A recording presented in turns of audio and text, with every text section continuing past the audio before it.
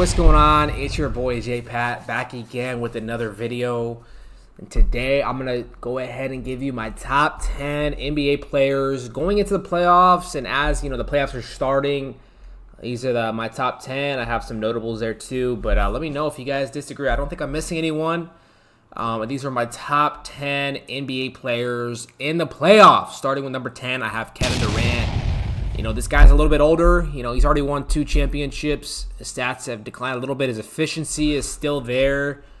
He played 75 games this year, shooting 85% from the free throw line, shooting about 2.2, making about 2.2 3-point field goals per game, 6 rebounds. I mean, he's still there, guys. 27 points a game. He's still one of the best of the best. You can't forget about KD. He's hard to defend. Still one of the hardest guys to defend. Super long. You guys know what KD is like. You guys know what he's about. I think the Suns have a difficult road to the finals, just starting in the first round. I mean, the Timberwolves is not going to be an easy matchup. KD doesn't even have to be the best player on the team, and we see what that looked like when he was the second option with the Warriors. Even though you could probably say he was the first option on the Warriors. But do not sleep on KD at number 10. And at number 9, a guy that he has to go up against, his name is Anthony Edwards. People compare him to MJ. I can see the similarities. It's crazy to compare a 22-year-old to the greatest of all time, but this guy has all the talent, all the skill level. He's only 22. He has energy, his athleticism. He can jump and hit his head on the rim. He can shoot. He plays defense. He's not scared. And it's that competitive energy and that competitive mindset that I think people forget about. You need that, you know. All the greats have this just dog mentality in them. And I just don't think you can be great without it. You have to have a little bit of it, and you have to be able to show it. And this guy's competitive energy is up there, man. And this is one of the series that I'm looking forward to between the Timberwolves and the Suns. You know, this is a pretty even match, in my opinion.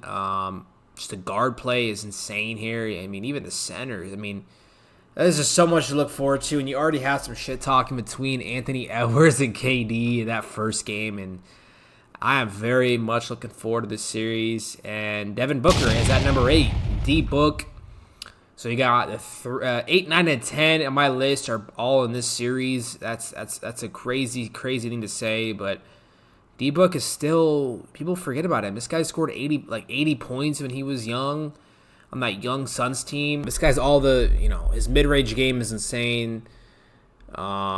His athleticism, he can shoot with the best of them. I think he has also that dog mentality that similar to Anthony Edwards, and this guy's in his prime. You know, this Suns team is dangerous. They should, honestly, on paper, win this series with KD, Beal, and Booker. They should win this series, but you know, shit happens. I think if they don't win this series, I think you could say they get rid of some of their stars and start from scratch, because you have no excuse not to go far this year. I know you have a tough road, but the Suns on paper should win this series, and because of Book and because of Durant. At number 7, King James, GOAT James, whatever you want to call him. This guy's hairline is definitely receding, but he's definitely still one of the best players in the game. It's just crazy that dude's almost 40 and is still playing with the best of them. You know, he's still competing with the young guys, and his defense might not be there. His athleticism might not be there anymore. But this guy still is putting up numbers. This guy put up 25 points per game. He had 0.5 blocks per game, 1.3 steals per game, 8.3 assists. This guy's still putting up numbers, man. Free throw percentage 75. I think his 3-point percentage this year is increased a lot over the course of his career. Unfortunately, he has to carry the load though for the Lakers. Like, you shouldn't have to carry the load at 39, and I think that's what's going to kill them in this playoff series, in this playoff year. But I mean, obviously, going up against the Nuggets isn't going to help. Losing that game 2 to the buzzer beater from Murray, that's crazy. But this guy, if it wasn't for him going up against the Nuggets, I could say he could carry their team to a first round win. But I just don't see it happening. as good as he can play, as good as AD is on their team, I don't think they're going to beat the Nuggets. That's even their best game. Even their best game isn't going to beat the Nuggets. The Nuggets are just that good. At number 6, Dame time. I got Damian Lillard at number 6, and I know he didn't put up the best numbers this year, but this guy, and it comes down to clutch time, and the game was on the line. You need a 2, you need a 3, or you're down by 1. I don't know if I'd pick anyone else besides Dame Lillard. I think I would probably pick Dame Lillard to shoot that shot. And even in the playoffs, in Game 7 in the finals, I'd pick Dame Lillard. And he, like I said, he didn't put up the greatest numbers this year, 24.3 points per game.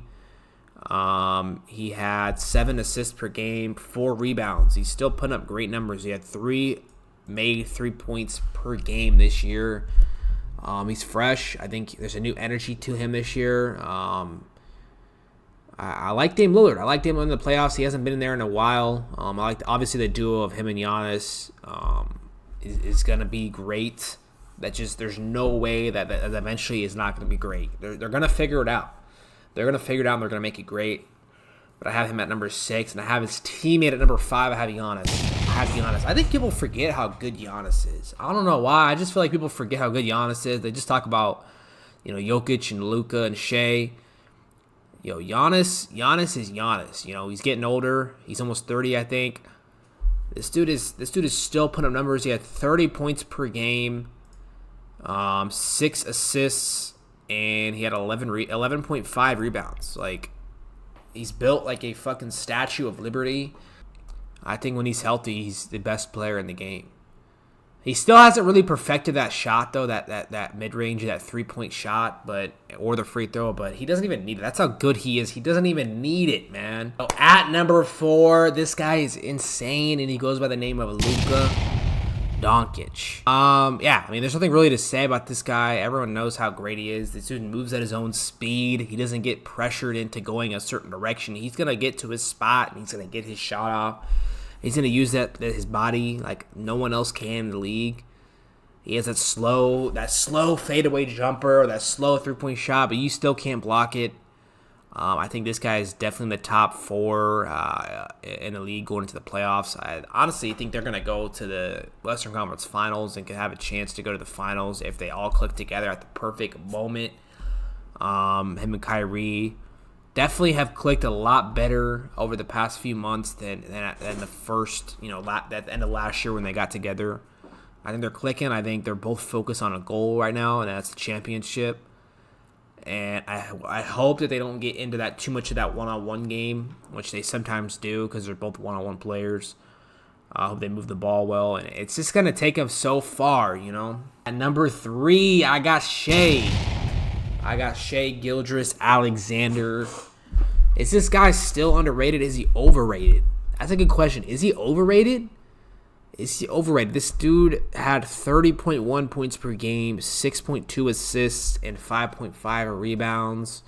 That's pretty good, man. That's pretty good. And he had 87% free throw line. He doesn't miss at the free throw line. Shot 53% from field goal range. That's tough to do, man. That's tough to do. The Thunder are a crazy good team this year. Have a tough test, though, with the Pelicans in the first round.